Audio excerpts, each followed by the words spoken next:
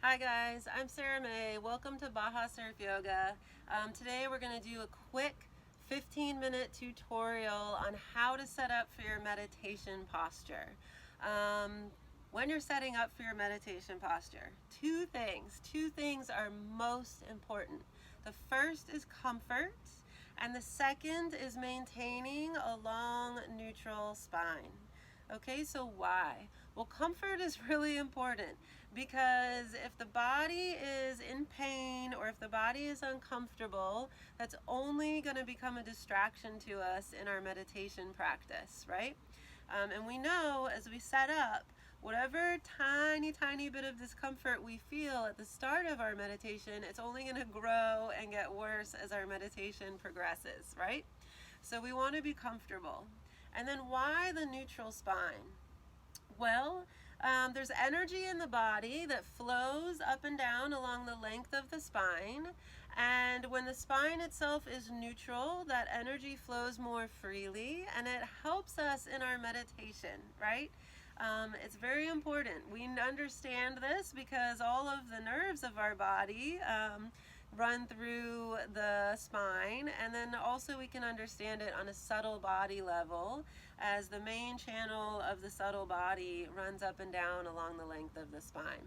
So if we want to be able to more surely connect to the bliss and the wisdom that's available to us in meditation, we have to maintain a nice long neutral spine. So how are we going to set up our meditation? Well, we're going to run through several options. First option is lying down, right? I do not recommend this to everyone because if we're lying down, we're going to fall asleep, right? We've all had that experience of trying to meditate lying down, and what does it lead to? It leads to dullness and sleepiness most of the time. But if you do have physical limitations that are, make it really difficult for you to sit up, or if you're just having one of those days, sometimes lying down is the only option. And if it's the only option for you on that day, then this is how we're going to do it. We're going to come to 4-point meditation posture. Feet are planted, knees are bent, and then come down to the back. We're on a nice stable flat surface, right? Adjust the low back and the hips so that you're taking the curve out of the low back and lengthening the low back onto the ground. One hand on the heart, one hand on the belly, elbows, shoulders, back of the head, all resting down. And if you are meditating lying down, please keep your eyes open. Just look straight up towards the sky above you, the ceiling above you, so the back of the neck, the chin, all stays neutral. And why eyes open? Because we want to be awake and alert in our meditation. And if we're lying down, we're far more likely to fall asleep. And if eyes are closed, we're definitely going to fall asleep, right? So eyes open if we're supine, meditating lying down. And then we have seated meditation. So of course, sitting in a chair is an option. If you're going to meditate in a chair, please both feet flat on the ground, knees bent at 90 degrees. And then instead of leaning back in the chair, which promotes that slouching, we're going to scoot to the front edge of the seat, have a nice tall neutral spine. And then the hands can rest on the lap if we're in a chair, or we can take our meditation mudra, which is right over left hand, thumbs touching, and the hands just resting in the lap. This mudra, this hand position, helps prevent distractions because we get distracted a lot of times by moving the hands or when we're unsure of what to do with our hands, right? So it promotes stillness in the hands and then stillness in the mind. So then what about our traditional just seated on the floor meditation postures? We're going to run through a few options for that. First of all, you can notice that when I'm seated just here cross-legged, I've got one knee up in the air, right? You might have two knees up in the air when you're just seated cross-legged. So the first thing is focusing on the base. And we've got to get our hips above the height of the knees, right? This helps us relax the thighs so that we're not squeezing the thighs in our meditation. You might not feel like you are, but there's a lot of work happening for the knees to be above the hips, and we want the low body to be able to relax. So we've got a few ways of solving this problem of the base of our meditation. And I've got some prop friends here to help me, okay? So first I've got a meditation cushion. This one is nice and soft and squishy, but does have a little bit of support, okay? Round meditation cushion. Then I have a blanket. Doesn't need to be a yoga blanket. Any blanket will do. I have 2 yoga blocks, and I have a bolster. And if you don't have these exact props, just substitute with whatever pillows or cushions you have at home. So here's what I'm going to do. I'm going to use my blanket here as a base. And the blanket as a base, because as you can see, I'll sit up like this. When I sit cross-legged, my ankles, my feet are on the ground, and if there's not cushioning under there, then those touch points where my ankles and feet touch the ground start to get pretty sore after a while, right? So I want cushioning on my base, and that's what the blanket is for. So then I got to get the hips above the height of my knees, right? It might be just enough to use a meditation cushion under the hips, and in this case I can let my knees relax down towards the earth. Okay, that might be enough for you. And if you want to see what that looks like sideways, I'm sitting kind of on the front edge of the cushion. I'm letting my pelvis tilt forward a little bit, and then that helps relax my knees down towards the earth. Some people refer to this as the Burmese meditation posture, right? So that's one way to solve the problem of the base. This might not be enough lift in the hips for some people, right? And if that's the case, either several cushions or a more solid, more tall cushion like the bolster that we have right here, right? This is too much if it causes this curve in the low back and it really pushes the pelvis forward. That's going to be too much, but it might be perfect for you. And then finally, we have the option of foregoing cross-legged and seated on the knees instead, right? Sitting on the knees instead. And if I'm going to sit on my knees, I'm going to set up my blanket so that my whole shin and the tops of my feet can be on the blanket. And then I'm going to use a lot more cushioning. The hips go super, super high when we're seated on the knees. So I'm going to use the bolster and my meditation cushion. Sit back on that.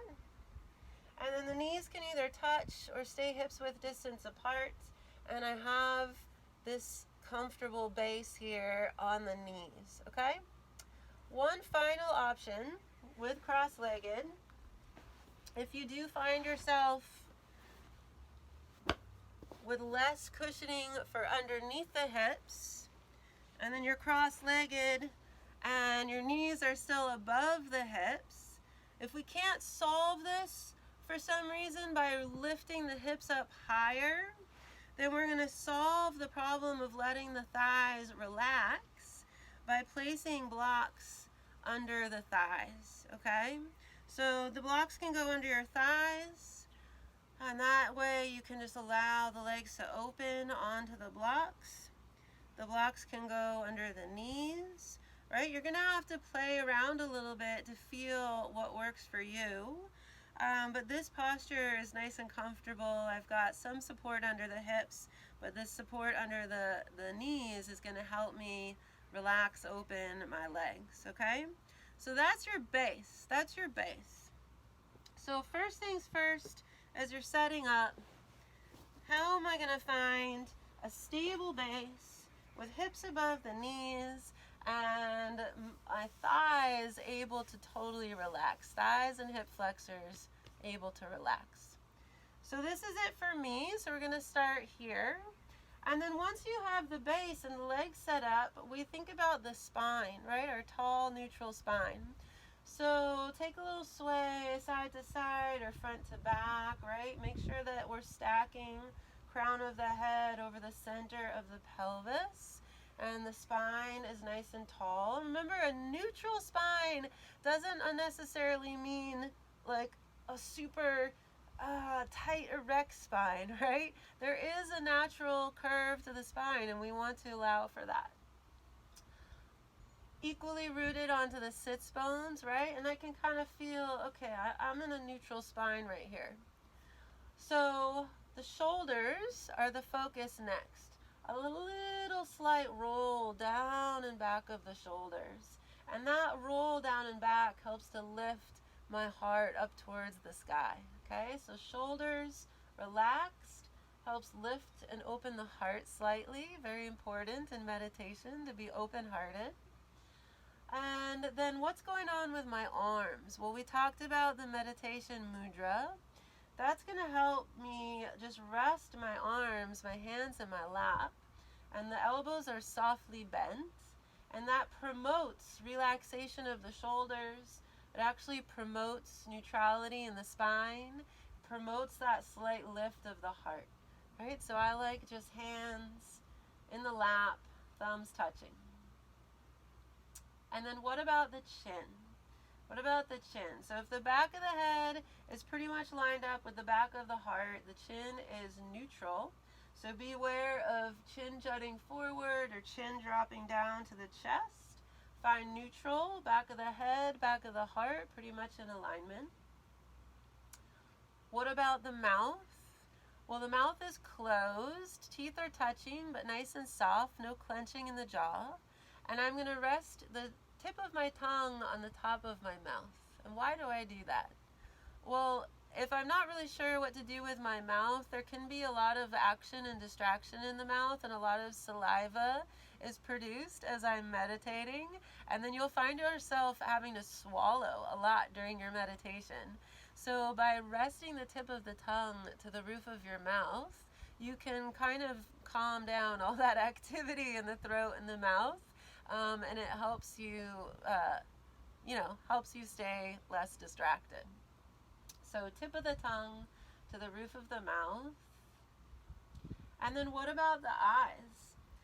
Eyes could be closed. And if you're not into eyes closed, or if you'd rather have eyes open, then you're going to gaze low and forward towards the front of your space. So I'm going to look towards the top of my yoga mat here with how I'm set up. And just make sure that where the eyes go, the chin doesn't follow, right? We want to kind of look ahead a little bit, because if we're looking straight down, the chin's going to have a tendency to follow, and we're going to get discomfort in the back of the neck. So chin neutral, shoulders down and back, eyes closed, or a soft gaze towards the front of your space. And that's our meditation posture. We have the base, we have the tall neutral spine, shoulders down and back, heart lifted. Hands are promoting relaxation in the shoulders and that lift of the chest.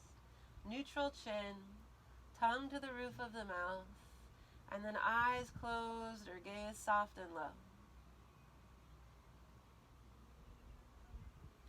So as you set up and as you play with your meditation posture, remember, it's not going to be the same every single day. Your meditation posture is going to change from day to day. What feels good in your body is going to change from day to day. And it's also going to change over time, right? You will feel that the more you practice meditation, not only is your meditation practice going to grow up here in the mind, but it's going to grow in the body as well. And you will feel the body opening the more and more you practice. And so your posture and what's accessible to you will change over time. Let me know how it goes. Give us feedback, right? Allow yourself, when you're in the posture and once you've decided, okay, this is my setup for today, allow yourself to find some balance between being disciplined, staying with the posture you've chosen. Once you've settled in, right? But Sometimes we find that sensation begins to get so extreme that a tiny adjustment can make a huge difference and can allow us to return to our practice, right? You need to explore when it is that you are simply reacting to sensation, when you're fidgeting, when you are using the discomfort in the body as an excuse to like just move around or follow distraction or chase distraction, right? Only you know when you should really remain still and when you just need to like let go of that hard attachment to stillness and just move something and then just go back to stillness, right? So the body itself can help you learn more about the mind, especially as you're in seated meditation. So thank you guys. If you'd like to meditate with us, find us on bajasurfyoga.com or on our YouTube channel under Baja Surf Yoga. And again, please share with us your successes and your questions. Thank you.